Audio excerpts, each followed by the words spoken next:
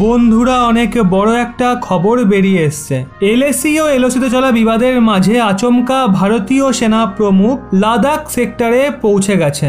ওখানে পৌঁছে তারা কি করবে, সেই সঙ্গে ওনারা চীনকে নিয়ে কেন বলল চীন চিরকালই মার খেয়ে যাবে, সেই সমস্ত কিছু আমরা বিস্তারিত জানবো, তাই শেষ অবধি সঙ্গে থাকুন।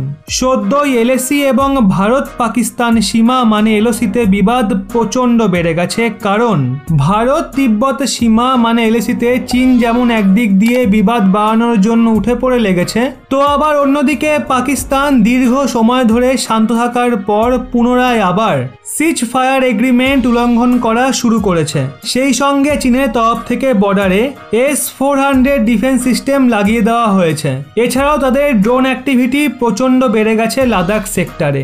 এগুলো নিয়েই আমাদের সেনা প্রমুখ MM নারাভানে মহাশয় লাদাখ সেক্টরে পৌঁছে গেছে, আর ওখানে আমাদের সেনাদের প্রস্তুতির গ্রাউন্ড লেভেলে ব্যুরো করবেন। ওদিকে সদ্যই চীন বলেছে ভারত তিব্বত সীমান্তে চীনের সঙ্গে ভারতের যে বিবাদ হয়েছে এর জন্য ভারত পুরোপুরি দায়ী, কারণ ভারতের জন্য এই বিবাদ শুরু হয়েছে। এর পাল্টা জবাবে আমাদের বিদেশ মন্ত্রণালয় বলে দিয়েছে চীন গত বছর এলএসিতে যা যা অ্যাগ্রেশন দেখিয়েছে তার জন্য এই বিবাদ এতটা বেড়েছে। এছাড়া আমাদের সেনা প্রমুখ বিশাল বয়ান দিয়েছে ভারত চীনকে নিয়ে। উনি বলেছেন ভারত ও চীনের মাঝে বাউন্ডারিতে সমঝোতা যতক্ষণ হবে না ততক্ষণ পর্যন্ত পরিস্থিতি একই রকম হয়ে থাকবে। আর ওনার এমন পরিস্থিতি বলার মূল উদ্দেশ্য ছিল চীন এভাবেই বর্ডারে মার খেতে থাকবে। আপনারা গত বছরই দেখেছিলেন এলএসিতে চীনের কতটা খারাপ পরিস্থিতি হয়েছিল। 2020 30 আগস্টের কাছাকাছি সময়ে ভারতীয় সেনা এলএসির কাছে উঁচু সিংহগুলো দখলে নিয়ে নিয়েছিল। সেনা প্রমুখ স্পষ্ট করে বুঝিয়ে দিয়েছেন যতক্ষণ না চীন বাউন্ডারি এগ্রিমেন্টে রাজি না হচ্ছে ততক্ষণ ভারত ও চীনের মাঝে এমন ধরনের পরিস্থিতি বজায় থাকবে। এটা ওনার জন্য ভীষণই গুরুত্বপূর্ণ একটা যাত্রা, কারণ এই মুহূর্তে বিবাদ প্রচন্ড বেড়ে গেছে। এরপরে যে খবরটা বেরিয়ে এসছে সেটা হলো চীন স্বয়ং বলে দিয়েছে ভারত এলএসিতে এমন ঘাতক হাতিয়ার নিয়ে আসছে যার মাধ্যমে ভারত চীনকে হামলা করতে পারে। এমন কোন বড় হাতিয়ার ভারত এলএসিতে মোতায়েন করেছে সেটা জানবো। এছাড়া ভারত ও আমেরিকা কিভাবে একসঙ্গে এগোচ্ছে সেটাও জানবো। বন্ধুরা ভারত এলএসিতে এমন ঘাতক হাতিয়ার নিয়োগ করে দিয়েছে যেটা নিয়ে চীনও রিয়াক্ট করছে। সেটা বলার আগে আমরা জানবো ভারত আমেরিকা কিভাবে চীনের বিরুদ্ধে মারাত্মক একটা প্রস্তুতি নিয়েছে। চীনকে একরকম ভাবে অন্ধ বানানোর পরিকল্পনা করেছে ভারত ও আমেরিকা, কারণ ভারত ও আমেরিকা একসঙ্গে এগোচ্ছে মিলিটারি স্যাটেলাইটের ক্ষেত্রে কোঅপারেশন বাড়ানোর জন্য।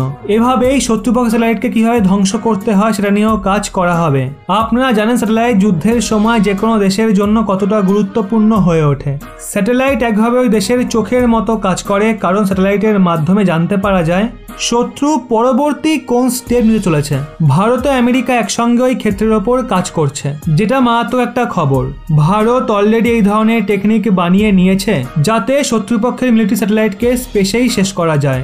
ওদিকে ভারত আমেরিকার যে কোঅর্ডিনেশন রয়েছে তার মাধ্যমে আমরা একে অপর স্যাটেলাইটকে প্রোটেকশন দিতে পারবো যাতে কোনো শত্রুপক্ষ হামলা করতে না পারে।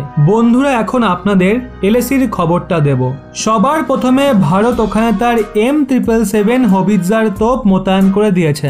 আর একটা নয় বরং এই ধরনের হবিটজারের 3টে রেজিমেন্ট মানে প্রায় 54টার বেশি হবিটজার ওখানে মোতায়েন করা হয়েছে। আর এটা মারাত্মক কার্যকরী একটা হাতিয়ার, কারণ এটা অনেক সাহায্য করে ভারতীয় সেনাকে অত উঁচুতে। এটা নিয়েই চীন বিগড়ে গেছে, সেই সঙ্গে ভয়ও পেয়ে গেছে। চীন বলেছে এই ধরনের হাতিয়ার মোতায়েন করায় ভারতের উদ্দেশ্য পরিষ্কার হয়ে যায়। সেই সঙ্গে ভারত প্রচন্ড অ্যাগ্রেসিভ হয়ে গেছে, আর হতে পারে ভারত চীনের বিরুদ্ধে ওই হাতিয়ার প্রয়োগ করে দেবে, এমনটাই বলছে স্বয়ং চীন। এছাড়া না জানি কতই না হাতিয়ার ভারত ওখানে পাঠিয়ে রেখে দিয়েছে। কিন্তু ভারতের একদম এই নতুন হাতিয়ার যেটা সদ্যই কেনা হয়েছে M777 হবিটজার, সেটা দেখে চীনও ভয় পাচ্ছে, কারণ এটাকে এই ধরনের পরিস্থিতির জন্যই বানানো হয়েছে। অবশ্যই এই বিষয়ে আপনাদের কি মনে হয়? ভারত কি এই পদক্ষেপগুলো নিয়ে এতটা অ্যাগ্রেসিভ হয়ে একদম ঠিক করছে? নিচে কমেন্টে জানান।